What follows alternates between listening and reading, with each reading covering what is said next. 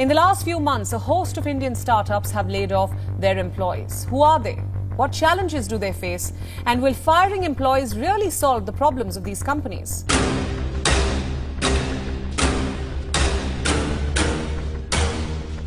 भारतीय startup industry में इन दिनों छंटनियों की खबरें हेडलाइन बना रही हैं। साल 2022 की शुरुआत से लेकर अब तक इंडियन स्टार्टअप्स में हजारों लोग अपनी नौकरियां गंवा चुके हैं। जी हाँ, एक समय में सबसे अच्छा पे देने वाले ये स्टार्टअप्स आज अपने एम्प्लॉयज को ले ऑफ कर रहे हैं। वो स्टार्टअप्स जो हायरिंग स्प्री पर निकले थे तो सभी को ये लगा था कि इकोनॉमी को यही आगे तक लेके जाएंगे, लेकिन आज इन्हीं के एक्शंस को देख के वर्किंग प्रोफेशनल्स और स्टूडेंट्स के मन में जॉब सिक्योरिटी को लेके थोड़ा डर बैठ गया है। जी हाँ, हम आज बात कर रहे हैं the great Indian startups lay off के बारे में।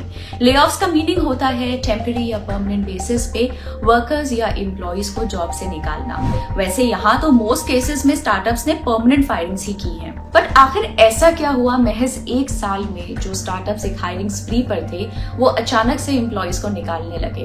और हम जब स्टार्टअप्स की बात कर रहे हैं तो ये कोई छोटे मोटे नाम नहीं है जिनके बारे में शायद ही किसी ने सुना होगा, नहीं, बल्कि ये वो फेमस नाम है जिनके बारे में आप आए दिन पेपर, टीवी, सब जगह एडवर्टाइजमेंट्स में देखते रहते हैं। Im42 की एक रिपोर्ट के हिसाब से अभी तक कुल मिला के 15,500 से भी ज्यादा एम्प्लॉयज को अराउंड 44 स्टार्टअप्स में से निकाल दिया गया है या फिर उन्हें रिजाइन करना पड़ा है।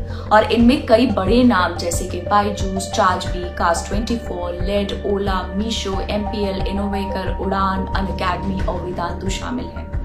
इसमें भी सबसे ज्यादा फायरिंग एडटेक स्पेस में हुई है। 14 एडटेक स्टार्टअप्स यानी कि एजुकेशन टेक्नोलॉजी से जुड़ी कंपनीज ने ही मिला के अराउंड 6800 से ज्यादा एम्प्लॉयज को निकाला है। तो आखिर क्या हुआ उन हाई वैल्यूएशंस के स्टार्टअप्स का जिन्हें हम यूनिकॉर्न्स कहते थे? बाय द वे, यूनिकॉर्न्स उन स्टार्टअप्स को कहा जाता है जिनकी वैल्यूएशन $1 बिलियन या उससे ज्यादा हो। जी हाँ, आखिर इतनी हाई वैल्यूएशन को कैरी करने वाले स्टार्टअप्स जो हजारों करोड़ों के फंडिंग राउंड्स करते हैं, उन्हें आज अचानक से ऐसी कौन सी सिचुएशन फेस करनी पड़ रही है कि वो अपने सबसे इंपॉर्टेंट एसेट्स यानी कि उनके एम्प्लॉयज को ही डोमिनेट करते जा रहे हैं? चलिए समझते हैं आज के इस वीडियो में।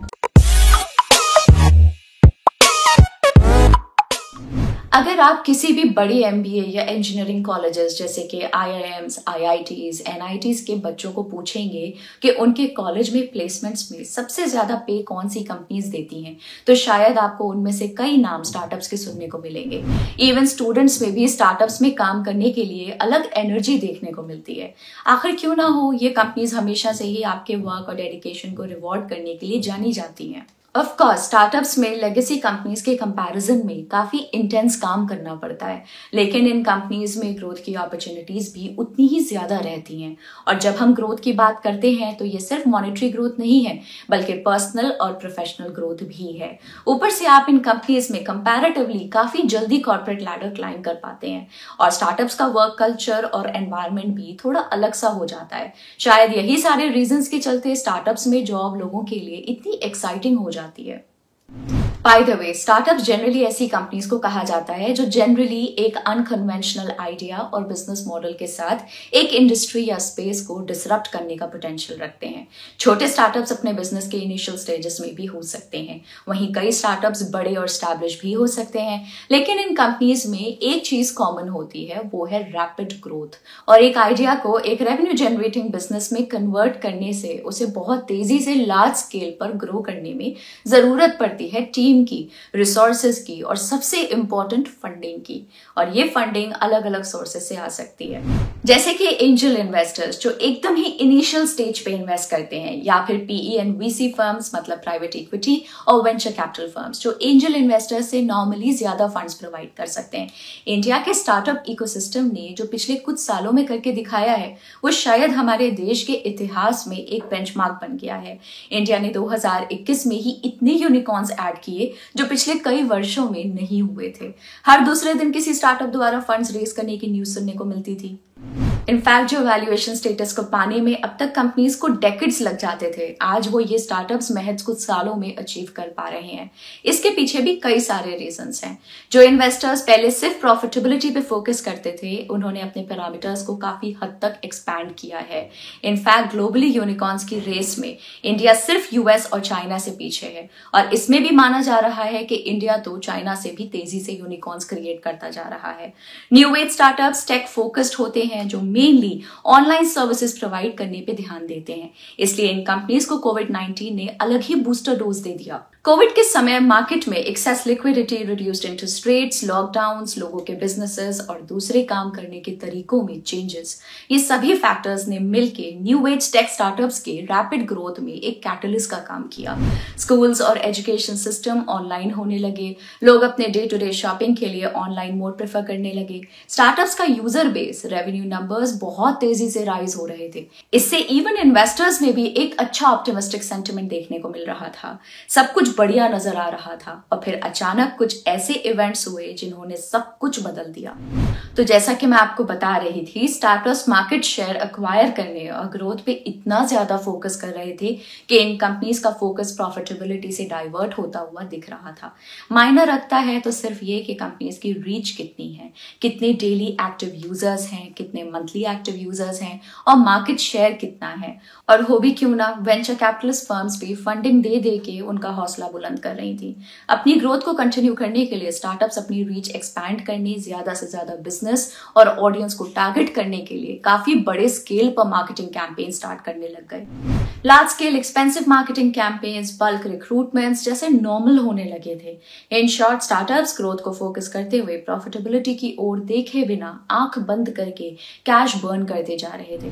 लेकिन क्या ये लॉन्ग रन में सस्टेनेबल है? जब तक फंडिंग आ रही है तब तक तो शायद हाँ, लेकिन ऐसे कई इवेंट्स हुए जिन्होंने स्टार्टअप्स के लिए फंड रेज करना डिफिकल्ट कर दिया। बड़े बड़े न्यू एज स्टार्टअप्स के फेल्ड आईपीओज इनमें से एक इवेंट है। पेटीएम के आईपीओ ने लिस्टिंग के दिन ही अपने इन्वेस्टर्स के हाथ जला दिए थे। और इनफैक्ट सिर्फ पेटीएम ही नहीं, और भी दूसरे स्टार्टअप जैसे कि जोमैटो और नाइका ने भी अभी तक इन्वेस्टर्स के पोर्टफोलियो को रेड में रखा है। हम सभी जानते हैं शेयर बाजार चलता है प्रॉफिटेबिलिटी और अर्निंग्स ग्रोथ पे, इसलिए मार्केट्स ने अपना स्टांस क्लियर कर दिया। बाकी सारे पैरामीटर्स एक तरफ और कंपनी की प्रॉफिटेबिलिटी दूसरी तरफ। और आज भी सभी लिस्टेड स्टार्टअप्स की प्रॉफिटेबिलिटी को लेके कोई क्लियरली डिफाइंड टाइमलाइन नहीं है। मार्केट के इस इशारे को किसी और ने नहीं तो एटलीस्ट इन स्टार्टअप्स के डीप पॉकेटेड इन्वेस्टर्स ने तो जरूर ध्यान में लिया है। उन्हें समझ आ गया है कि सेकेंडरी मार्केट्स में अगर एक सक्सेसफुल आईपीओ के साथ उन्हें एग्जिट करना है तो उन्हें प्रॉफिटेबल स्टार्टअप पे बेट करना होगा। इसी के साथ उनका प्रेशर आज इन स्टार्टअप्स को अपनी प्रॉफिटेबिलिटी पर फोकस करने पे मजबूर कर रहा है। इसके अलावा कोविड के समय में इन स्टार्टअप्स की सर्विसेज की डिमांड जितनी तेजी से बढ़ रही थी, वही पेस कोविड के बाद कंटिन्यू होती भी नहीं दिख रही थी। जैसे जैसे चीजें नॉर्मलाइज होने लगी, वैसे वैसे लोग अपने रूटीन पे स्लोली ग्रेजुअली जाने लग गए। स्कूल्स खुलने लगे, जिससे एडटेक स्टार्टअप्स पर इफेक्ट आया। मार्केट्स और शॉपिंग सेंटर्स अपने नॉर्मल ऑपरेशंस में आने लगे, जिससे ई कॉमर्स पे इफेक्ट देखने को मिला। थिएटर्स और स्टेडियम्स नॉर्मलाइज होना स्टार्ट हो गए, जिससे ओटीटी प्लेटफॉर्म्स पे एक इम्पैक्ट देखने को मिला। इसलिए इन्वेस्टर्स और स्टार्टअप्स की हाई ग्रोथ एक्सपेक्टेशंस मीट नहीं हो पा रही थी, और ये भी एक कारण था कि प्राइवेट इक्विटी इन्वेस्टर्स स्टार्टअप्स में पैसे पंप करने से पहले अब 2 बारी सोचने लगे थे। ये सब काफी नहीं था कि दुनिया भर में हाई इन्फ्लेशन का पहाड़ टूटने लगा। प्राइमरीली वेस्टर्न कंट्रीज जैसे कि यूएस, यूके और यूरोप में पिछले 1 साल से central bankers interest rates hike कर रहे हैं। इंटरेस्टिंगली हमेशा से इंडिया में वेस्टर्न डेवलप्ड कंट्रीज द्वारा इन्वेस्टमेंट्स देखने को मिली हैं। यूएसए और सिंगापुर जैसी कंट्रीज हमारे स्टार्टअप इकोसिस्टम को कंटिन्यूअसली पंप करते आए हैं। अब अगर यूएस और ब्रिटेन जैसी कंट्रीज जहां के इन्वेस्टर्स हमारे स्टार्टअप्स में निवेश कर रहे हैं, वहीं पे इन्फ्लेशन और रिसेशनरी फियर स्प्रेड होने लगे, तो इसका सीधा इंपैक्ट इन्वेस्टर्स के सेंटिमेंट और इन्वेस्टमेंट्स पे तो होगा ही ना। स्पेसिफिकली यूएस की बात करें तो वहां के इन्वेस्टर्स इंडियन स्टार्टअप इकोसिस्टम में एक की रोल प्ले करते हैं, और सबसे ज्यादा अलार्मिंग सिचुएशन आज शायद यूएस में ही है। इसलिए तो यूएस मार्केट्स ने भी 1 साल से नेगेटिव रिटर्न्स दिए हैं, और स्टॉक मार्केट्स में खराब फेज होना मतलब ओवरऑल इकोनॉमी और इन्वेस्टर्स का नेगेटिव सेंटिमेंट में चले जाना। और वर्ल्ड की सबसे बड़ी इकोनॉमी यूएस में स्लो डाउन मतलब ग्लोबल इकोनॉमिक स्लो डाउन और डिमांड का किल होना। और अगर ये स्टार्टअप्स बूमिंग या नॉर्मल कंडीशंस में प्रॉफिट नहीं कर पा रहे हैं, तो इन्वेस्टर्स की टेंशन जाहिर है कि रिसेशन के समय में ये स्टार्टअप्स कैसे कोप अप कर पाएंगे।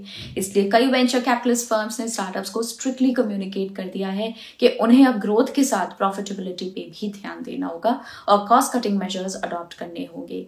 एंड इसी प्रॉफिटेबिलिटी को चेस करते हुए आज इंडियन स्टार्टअप्स ने जो रास्ता अपनाया वो हम सबने देखा है, कॉस्ट कटिंग और स्ट्रक्चरल चेंजेस के नाम पे हुए large scale employ layoffs.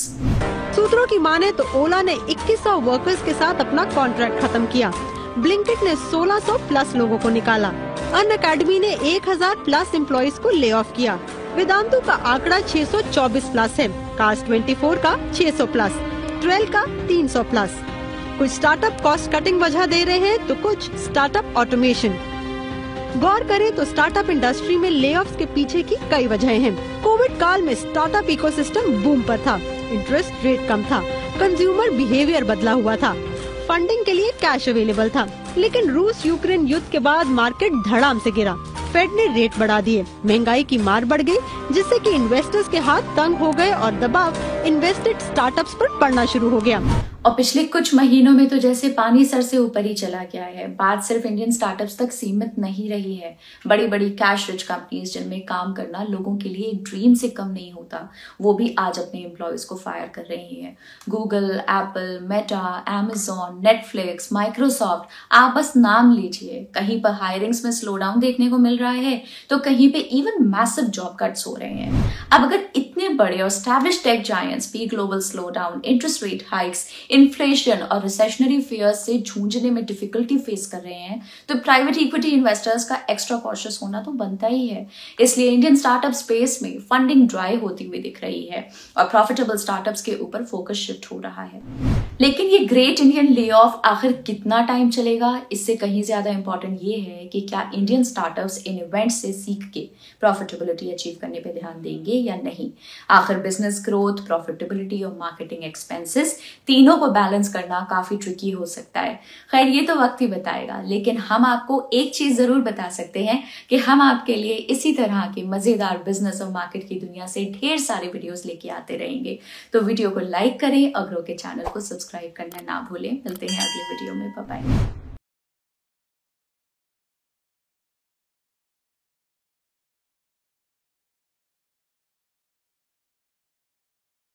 Investment in securities market are subject to market risks. Read all the related documents carefully before investing. Please read the risk disclosure documents carefully before investing in equity shares, derivatives, mutual fund, and or other instruments traded on the stock exchanges.